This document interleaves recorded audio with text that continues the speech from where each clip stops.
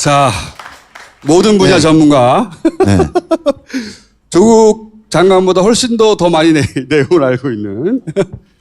자, 조국학 박사. 네, 조국학 박사. 제가 잠깐 이제 신상 발언. 오늘 보니까 이제 언론에 제 이름이 또 나왔어요. 범죄 증거가 나왔으니까 빨리 사퇴 요구를 해라. 이러고 이제 저한테 압력을 가하는 그런 기사가 있어요. 하태경 의원은 그렇게 페이스북에 또 썼더라고. 그 9개 중에 나머지 6개는 이제 다 이제 거의 정리가 됐고 3개 남았어요. 3개. 하나는 이 펀드. 그 다음에 두 번째는 동양대 표창장. 세 번째는 고려대 제출 논문. 이 3가지가 확실한 증거가 나왔다. 그러니까 빨리 사퇴해라 이런 거예요. 근데 제가 늘 얘기하는 거지만 저는 조국 장관을 뭐 같은 여당이라 옹호할 생각이 전혀 없습니다. 조금 있잖아요. 아, 조금 있어요?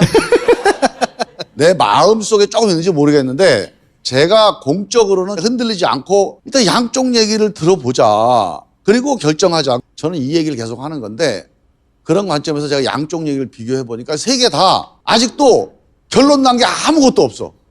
그래서 이 3개를 간단하게 봐야 되는데 일단 중요한 게 펀드 문제니까. 근데 우리 총수께서 얘기를 거의 다 해버렸네 보니까.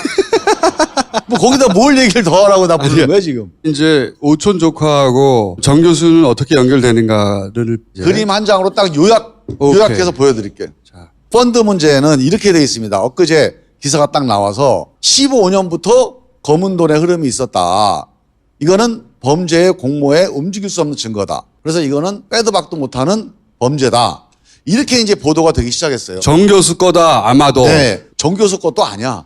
이 조국 펀드다. 조국이 주범이다. 말하자면- 주범은 조국.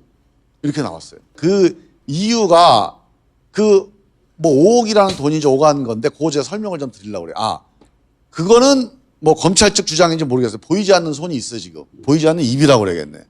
이 보이지 않는 입이 계속 그렇게 얘기를 하고 있어요. 그렇죠. 언론들이 쓰고 있어. 이 문제는 코링크 프라이빗 에퀴티라고 하는 이 회사를 알아야 됩니다. 그러니까 우리 김총수가 말씀하신 거를 핵심만 좀 정리를 해볼게요. 깔끔하게 정리됐네요. 네. 아, 코링크 P라는 회사가 지금 중요한 거 아닙니까 지금?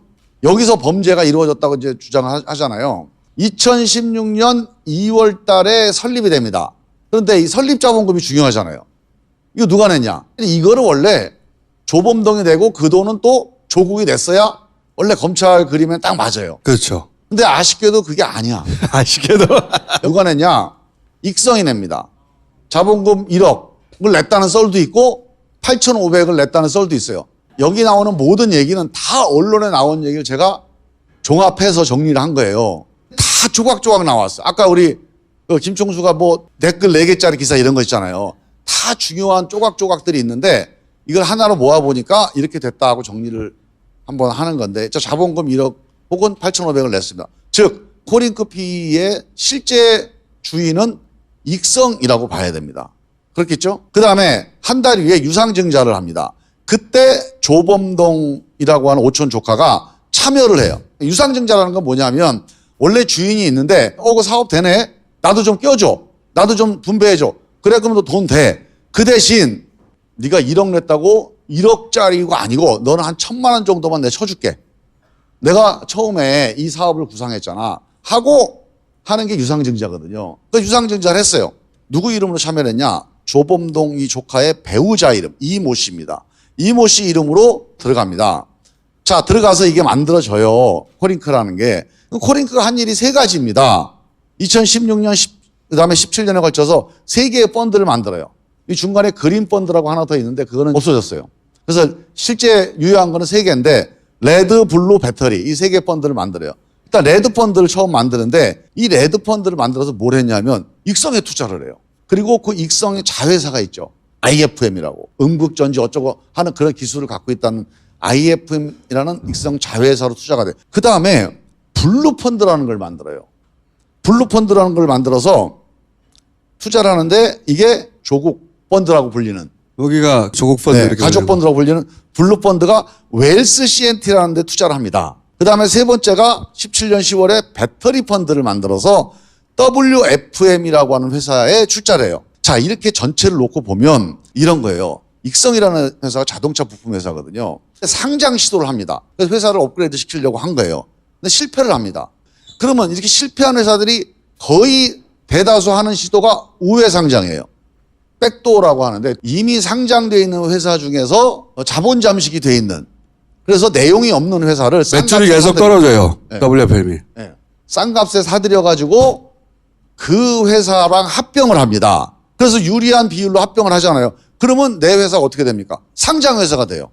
그래서 코스닥, 코스피에서 모금을 할 수 있는 거죠. 자, 그렇게 하려고 레드 펀드, 블루 펀드, 배터리 펀드를 만드는데 거기에 해당되는 상장 회사가 WFM이에요. 그 WFM은 별로 수익성이 없는 회사인데 산 거예요. 왜? 여기다가 이 진주를 넣어서, 이건 조개 껍데기입니다. 조개 껍데기에다 진주알을 넣어서 진주조개를 만들려고 한 거예요. 그러면 진주는 뭐냐? 익성이에요. WFM, 웰스, 익성, IFM 이걸 다 하나로 묶어가지고 상장이 되는 거예요. 누가? 익성이. 그 과정에 웰스 CNT가 있는데 이거는 그 중간 과정에 그냥 수단으로 사용하고 버릴 건지 아니면 상장에 참여할 건지는 제가 모르겠어요. 그럴 수도 있고 저럴 수도 있습니다. 근데 이게 중요한 용도가 있어요. 이 조국 펀드 왜 만들었나 봤더니 레드 펀드를 만들어 갖고 익성에 투자를 합니다. 근데 이것만 가지고 좀 약한 거야. 레드 펀드에 또 돈을 넣을 수도 있는데 그러면 너무 표가 나잖아요. 다른 펀드를 만들어. 그리고 웰스 CNT라는 다른 데 투자를 하는 것처럼 외양은 갖춰요. 근데 그 돈이 어디로 가냐면 13억이 익성 자회사로 갑니다. 13억이. 빨간 표시 있죠. 조국인의 돈은 여기로 거쳐가지고 일로 들어가는 거예요. 네. 그러니까 이 블루 펀드가 23억이거든요. 14억은 조국 일가에서 나온 거예요. 10억은 익성에서 나온 거예요. 익성이 모양을 가지고 돈을 넣었는데 이 돈이 누구 돈이에요? 자기 돈이잖아요. 회수하기 위해서 저 빨간 줄 한번 따라가 보세요. 쭉 가면 어디로 가면 명동 사채시장으로 갑니다. 그래서 그대로 익성 이 회장한테 꽂힙니다. 그러니까 돈을 넣었는데 일단 이 모양을 갖추고 다시 회수합니다. 요 행위 때문에 오천 조카가 감옥 가는 거예요. 네, 자, 그럼 보세요. 블루펀드에 23억이 꽂혔는데 13억은 익성 자회사를 IFM으로 가고. 왜 23억이냐? 여기 13억하고 여기 10억하고 네. 13억. 네. 13억은 조국 펀드로 꽂힌 거예요. 10억은 익성에서 온 거예요. 그러니까 23억이라는 규모는 만들었는데 그중에서 익성에서 온 10억은 그대로 자기가 뺏어간 거예요. 빼간 거예요. 그리고 조국 일가에서 받은 13억만 IFM에다 꽂은 겁니다. 그러면 조국인의 입장에서 보자면 블루펀드는 웰스 CNT에 투자했는데 웰스 CNT가 돈을 잘 벌어야 되잖아. 돈이 여기 쓰여야 돼요. 이 돈은 여기 남지 않고 다 빠져나갔어요. 그리고 이 10억은 일종의 가장납입 같은 거죠.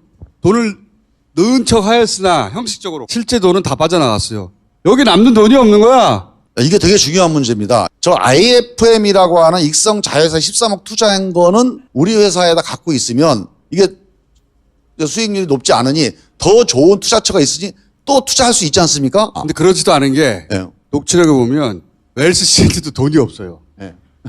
자기들은 돈이 없는데 23억이 들어왔는데 다 나가는 거야. 그래서 이제 그것도 말이 안 되니까 그러니까 일단 13억은 그렇다고 치자고요. 문제는 이 10억이에요. 자, 10억이 블루펀드가 웰스한테 투자한 거 아닙니까? 근데 투자한 10억이 횡령이 돼갖고 개인한테 꽂혀요. 그러면 이 10억은 날아가는 거 아니에요? 그럼 블루펀드 입장에서는 엄청난 손실 아닙니까? 자기 돈 10억을 뺏긴 거 아닙니까? 배임을 당한 거죠. 배임을. 자, 그러면 둘 중에 하나입니다.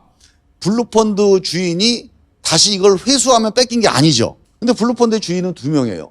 조국과 익성입니다. 익성은 10억을 받았으니까 사실상 뺏긴 게 아니야. 그러면 조국은 뭡니까? 이거 완전히 사기당한 거예요. 이 피해자인 거야. 검찰이 밝힐 건 이겁니다. 사채시장 가서 10억. 그러니까 검찰이 상당히 흥분했을 거예요. 야, 사채시장 10억 환전했다? 이 돈이 어디 갔나? 만약에 조국한테 갔다? 이거는 빼박이다. 아마 이런 이제 그림을 그렸을 가능성이 있어요. 이해합니다. 뭐 수사관 입장에서 보면 그럴 수 있다고 보고 의심할 수 있죠. 근데 10억의 익성을 다 간 게 확인됐다면 조국은 피해자의 가능성이 90%로 육박할 가능성이 높아요. 이게 신중하게 얘기하는데 심증으로 보면 거의 피해자라고 봐야 됩니다. 왜? 뭐를 밝혀야 되냐면 블루펀드 두 주인, 조국 이 가족과 익성 이 두 사람 간에 서로 보이지 않는 뭔가 있어야 돼요. 이 그림 하에서 다 이해되려면 두 사람이 공모하면 조국 할 수 있어요. 검찰이 이걸 밝히면 이건 끝이다. 자, 조국 부인과 익성과 공모가 있어. 저 10억이 배분이 됐다면, 왜냐하면 블루펀드 주인이 2명이잖아요. 서로 간에 14억, 10억이니까 그 비율에 따라서 배분이 돼야 돼요. 이 공모 관계면. 저 10억 배분이 됐다면 이거는 뭐 움직일 수 없는 사실이죠. 그러면 이제 장관 그만둬야 됩니다. 그러면 조국은 사기꾼이에요. 저게 핵심이에요. 투자꾼이에요. 딴 거 다 치우고 저 10억이 어떻게 됐는지, 저 10억이 그냥 익성이 조범동 시켜서 가져간 거예요. 그러면 조국 일가는 피해자예요. 그게 간단한 겁니다. 공범이냐 피해자냐 둘 중에 하나입니다. 저 문제가 핵심이에요. 저 10억의 행방과 관련해서 조국 부인과 익성과 10억을 나누기로 했다. 그러니까 그런 부분들이 수사가 돼서 나오면 저도 이제 만세 부르고 조국 사퇴 요구할게 그냥. 그렇지 않으면 화태경 이제 아무리 얘기해봐야 증거가 없잖아요. 그러니까 횡령한 돈이 가는 곳이 주인이에요. 이거 돈 나눠 먹어야지 공범이지. 예. 주인이고. 그래서 이 펀드 전체는 저렇게 된 코링크를 만들어서 레드 펀드, 블루 펀드, 배터리 펀드를 만들어서 다 익성으로 모이게 만들어 돈이. 그럼 익성하고 WFM이 합병할 때 더 많은 지분을 갖게 되잖아요. 이 지분율의 수혜자도 익성이에요. 저 검은 돈의 10억의 수혜자도 익성이에요. 초기에 자본금 된 것도 익성이에요. 그러면 이 코링크 그림의 주인은 누굽니까? 익성 관계자가 보면 이거 소송할지 모르니까 일단 합리적 의심이 든다. 익성이라고. 네. 코링크 피의와 관련된 이 돈의 흐름은 익성을 중심으로 움직였다라고 하는 게 보도에 나온 내용을 다 종합한 거예요. 근데 이제 검찰은 어디를 보고 있느냐. 검찰은 들여다보고 있잖아요. 검찰은 어디를 보고 있냐면 그 5억을 빌렸다 2015년에. 그 중에 일부가 여기 3월 달에 유상증자에 쓰인 거 아니냐. 그 돈을 빌려준 사람이 정영심 교수니까 정영심 교수 거다. 라고 의심하는 거예요. 네. 저는 이제 최근까지 몰랐어요. 처음에 검찰이 시작할 때 30곳을 압수수색을 했죠. 청문회 당일날 기소를 했죠.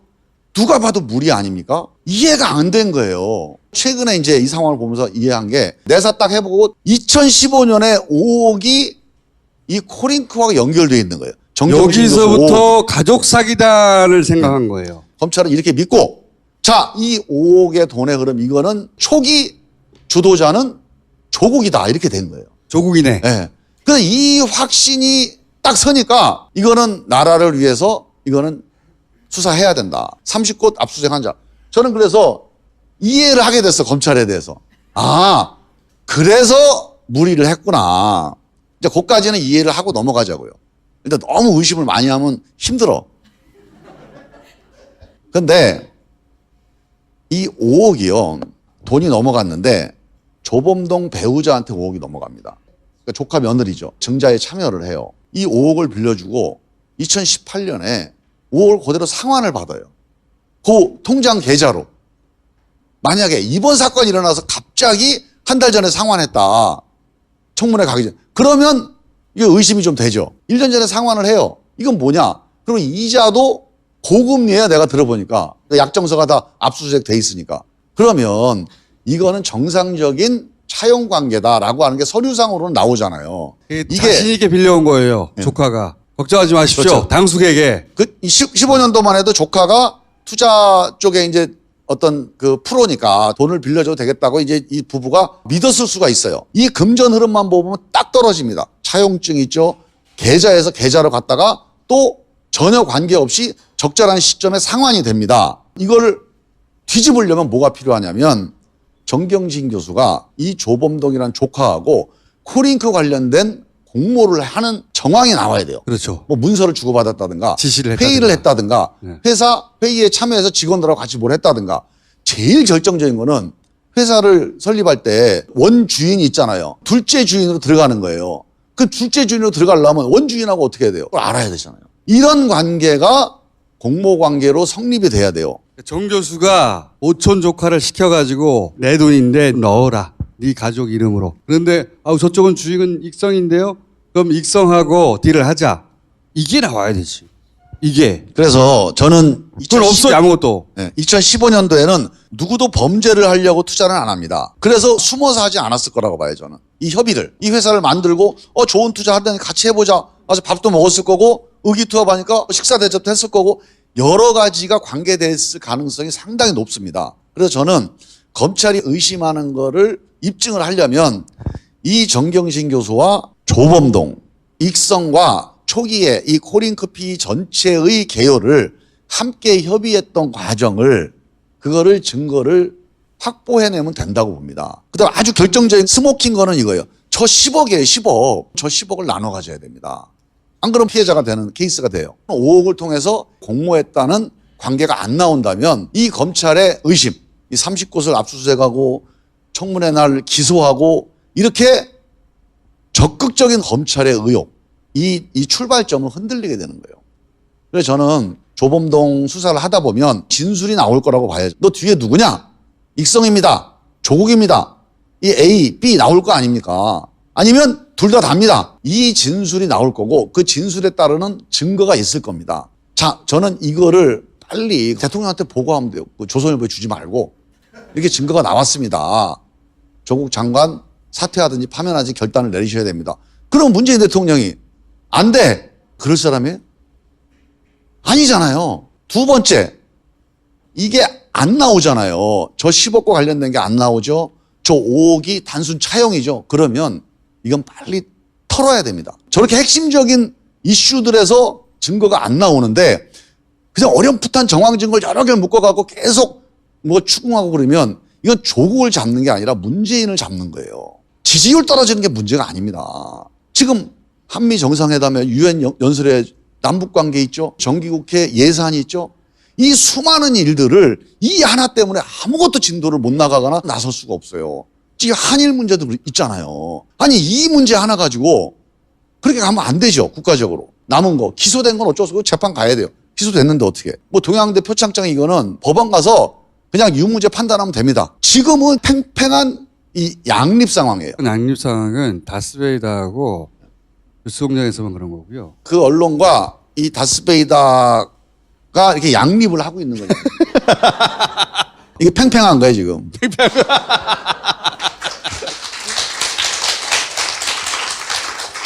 아, 이게 다스베이다를 띄우면 박수가 나오는구나, 이게. 그러니까 그래서 저는 이 펀드 문제에 관해서 검찰이 의심할 수는 있어요. 그래서 적극적인 수사를 하는 것까지는 그래 이해하기로 하자.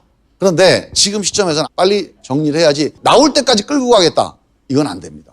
자, 이거는 단순히 조국 문제가 아니에요. 또 한 가지 여기 빠져 있는 대목이 뭐냐면 여기는 한 발이 아니라 두세 발 더 들어가야 되는데 요 유상증자 요 라인 선상 유상증자 코링크에 처남이 들어갑니다. 0.99% 지분을 갖게 되는 처남이 들어가는데 이게 5억이에요.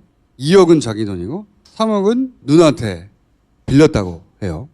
그런데 여기서 첫 번째 알려지지 않은 사실은 그 5억을 애초에는 빌려달라고 했대요. 오촌 조카 쪽에서. 그런데 또 이게 골 때리는 게 좀 더 들여다보면 200배수로 들어와요. 10,000원짜리 주식을 200만 원에 샀다는 거예요. 이게 검찰의 코링크 정교수 실소유설 가설과 박치기가 일어나는 거예요. 누나잖아요. 회사 주인이. 누나가 남동생한테 10,000원짜리를 200만 원에 팔았다는 얘기예요. 누나하고 남동생하고 완전히 원수지간인 거죠. 그렇죠. 원수시간 정통한 사기를 쳐버린 거예요. 빡! 둘 사이는 아주 좋은 걸로 알려져 있어요. 실제로는. 실제하고 해설이 안 되는 현상이 나타나는 거예요. 게다가 그 돈은 정 교수가 빌려준 거잖아요. 자기 돈을 넣어서 200분의 1로 만들어버린 거예요. 이게 설명이 안 되잖아요. 그걸 설명하려면 정 교수께 아니어야 하고 그 과정을 정 교수가 몰라야 돼요. 그리고 돈이 들어왔지만 그거에 영향력을 최소로 줄이려고 하는 다른 힘이 있어야 돼요. 회사의 지배권에는 영향을 받지 않으려고 하는 거죠. 그러니까 오히려 이 조국인에는 코링크의 영향력이 매우 없다는 거예요. 실제로는. 그 돈이 들어갔는데 야 200분의 1이야. 실소유설과는 정면으로 배치되는 거거든요. 근데 그걸 보지 않고 여기에 남동생이 들어가 있다는 대목만 주목하고 그리고 특수부를 하는 것은 수술을 잘하는 데거든요. 자신들의 그림이 원래 있어요. 그 그림에 맞는 걸 딱딱 놓고 안 맞는 건 쭉쭉 자르는데 아주 탁월하거든요. 제가 걱정하는 건 그런 거예요. 지금 그래서 저 회사 설립에 출자까지 해서 운영도 장악하고 펀드도 그렇죠. 장악해서 이 자본시장법 위반. 그래서 여기도 주인, 여기도 주인. 그렇죠. 김총수 말씀대로 이 그 조카가 돈을 빌려달라고 그래서 5억을 빌려줬는데 이거를 유상증자로 처리해서 0.99% 이게 뭐야? 그래서 다시 상환을 했어요, 그거를. 네. 그래서 이건 다 끝나버린 겁니다. 그래서 이 처남도 검찰 수사를 받았다고 그러는데 피의자가 아니에요. 그냥 참고인을 부르고 그냥 딱 깨끗하게 진술 받고 끝나버렸어요. 남동생이 정경심 교수에게 그 돈 코링크 거기에 유상증자에 쓰였다는데 이런 말을 하고 정 교수가 여기에 지배자가 아니어도 들었을 수 있어요. 그리고 나서 그걸 나중에 물어볼 수도 있어요. 자기 자산 관리했던 사람은 코링크가 뭐예요? 예를 들면 그런 것들만 모으잖아요. 코링크를 미리 알고 있었어. 누군가 이야기를 하였어. 그리고 처남이 들어갔어. 필요한 사실을 잘라서 조합하면 그리고 WFM에서 돈을 받았어. 그거를 정황으로 만드는데 대한민국 최고의 기술자가 특수부인 거예요. 그게 걱정이 되는 거예요. 왜? 너무 멀리 왔거든요. 특수부라는 건 그림부터 그리고 시작해요. 원래 그 그림에 맞는 정황들을 모이기 시작하고 안 맞는 것도 막 나오긴 하지만 맞는 것만 막 집어넣어야지. 달려서 여기까지 와버렸어요. 여기서 말씀하신 대로 결정적인 게 안 나와. 그럼 딱 정리할 수 있어요. 그럴 수 있을까? 이제 거의 막바지에 왔다고 보고 이제 결론을 내려야 될 시점이 이제 오고 있어요, 지금. 나오면 나오는 대로 대통령한테 보고해서 뭐 결단할 수 있다고 봅니다. 근데 그게 안 나올 때 이안 이게 안 나오면 이건 털어야 됩니다. 근데 사만으로 갈 경우 안 나오는데 이런저런 거를 이제 의심되는 걸 엮어가지고 계속 기소 관계를 유지하려고 의도하는 거. 그러면 문재인 대통령을 모든 야당이 공격하게 만드는 재료가 돼요, 이거는. 사실대로 가자. 나오면 나오는 대로, 안 나오면 안 나오는 대로. 안 나왔는데 막 질질 끌고 가지 말자. 이게 이제 제가 말씀드리는 핵심이고, 이 펀드 문제는 지금 방송에서는 조국이 주범이다 이렇게 나와요. 그러나 오늘 얘가 설명드렸듯이 이쪽 얘기도 들어보면 어때요? 확실한 게 아무것도 없어 지금. 이게 현재까지의 잠정 결론이에요. 그다음에 짧게 이 두 가지 그냥 얘기하고 들어갈게요. 짧게.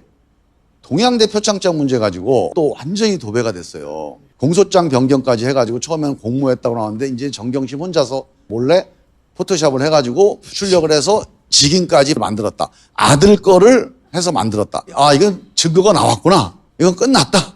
그래서 저한테 사과하라는 거야, 지금. 이것도 양쪽 얘기 좀 들어봐야 돼. 그런데 왜 그랬을까? 왜가 있잖아요. 왜, 어떻게, 무엇을. 이 세 가지가 항상 있어야 돼요. 검찰의 이유는 이겁니다. 서울대 의전원에 이거를 넣어서 입학에 도움을 받기 위해 의전원에 내야 되는데 봉사활동을 안 했고 그래서 사문서 위조를 했다. 이게 이제 검찰의 기본 주장입니다. 제 주장 한번 들어보세요. 제가 이제 다른 쪽 취재를 한 건 이겁니다. 정경심 교수는 실제로 그때 봉사활동을 했습니다. 실제 이거는 증언을 여러 사람이 하고 있어요. 특히 그 매점의 주인이 이 최성해 총장의 인척이에요. 내가 그 정 교수 딸 봤어. 이렇게 증언을 이미 했어요. 그리고 강 교수라는 분이 있어요. 이분이 봉사활동을 하는 걸 보고 기특해가지고 표창을 제안한 거예요. 근데 검찰은 이걸 공범으로 봐요. 근데 하여간 그렇다고 치고 자 그래서 이 정 교수는 뭐냐면 자기가 최성해 총장한테 전화로 우리 딸이 봉사활동을 했는데 이런 표창장 하나 주시면 어떨까요? 결재를 요청을 한 거예요. 그때만 해도 이 최 총장이 며느리를 삼림 아니하는 때라 아이고 당연히 줘야지 그래 줍시다 하고 했다는 거야. 그게 이제 이 사람의 증언인데 이거는 문서로는 안 남아있는 거예요. 그러니까 이 정 교수는 억울하다는 겁니다. 나는 확실하게 총장한테 허락을 받았다. 그리고 이 이제 정 교수가 총장님 허락을 받았으니 표창장 하나 만들어 와라. 요까지가 정 교수 주장이에요. 아, 이것도 일리가 있을 수 있는 여러 가지 방증이 있는데 조그마한 초등학교 행사에도 17장이 나간다. 이 총장 표창장이. 받는 게 어려운 일이 아니었기 때문에 그 당시에 정 교수하고 총장하고 사이가 좋아서 당연히 봉사활동을 했으면 표창장 받는 거는 일도 아니었는데 뭐하러 그걸 위조하겠느냐. 그거는 맥락이 성립이 안 된다. 그 다음에 두 번째로 정 교수가 그냥 워드 정도 하는 수준이에요. 그래서 이건 불가능한데 검찰은 그걸 가능하다고 본 게 저는 영화 기생충의 후유증 같아. 기생충에 나오거든 그게. 이것 때문에 서울대 의전 합격할 것도 아니고 표창장 하나 만들기 위해서 위조 지폐 만드는 수준의 위조를 한다. 전문가를 아마 동원했을 텐데 저는 이 맥락 자체가 성립이 안 된다. 박지원 의원의 그 사진을 보면 정말 도장처럼 보이잖아요. 애초에 컴퓨터 파일로 된 직인 파일이라는 건 의미가 없어요. 여기서는 인주처럼 보이는 거니까 그냥 스캔해가지고 뜩 얹으면 되는 일이 아니에요. 이게 그 직인이 위에는 좀 진합니다. 아래는 좀 흐려요. 보통 직인 찍을 때 그럴 수 있잖아요. 그러니까 이거는 손으로 찍었다는 얘기거든요. 이거를 스캔을 떠서 요거만 오려가고 포토샵을 붙인 거예요. 그래야 성립이 되거든. 고난도에다가 일반 칼라 프린터는 안 되는 겁니다.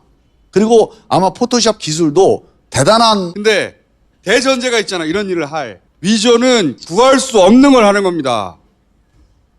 대전제는 지금 정 교수의 주장 중에 본인이 전화해가지고 표창장 달라고 했는데 본인의 주장은 그래 당연하지 뭐라고 봉사상 추진해 했다는 주장인데 그 주장은 대단히 일리가 있어요. 그때는 사이도 좋았고 딸도 이뻐했고 딸 사진도 들고 다녔고 그 외에 내가 밝힐 수 없는 여러 가지가 있어. 들으면 지저분해. 이 가설이 성립하려면 자연스럽게 주는 게 당연하고 그러면 이런 노력을 할 필요가 없어요. 그죠? 구할 수 없는 걸 해야 되는데 구할 수 있잖아. 이게 성립되려면 전화를 했어. 총장님 딸 고생했는데 보셨잖아요. 봉사상 하나 줍시다. 그랬더니 당신 딸에게만은 안 돼. 봉사상이라니. 네, 이게 되게 중요한데요.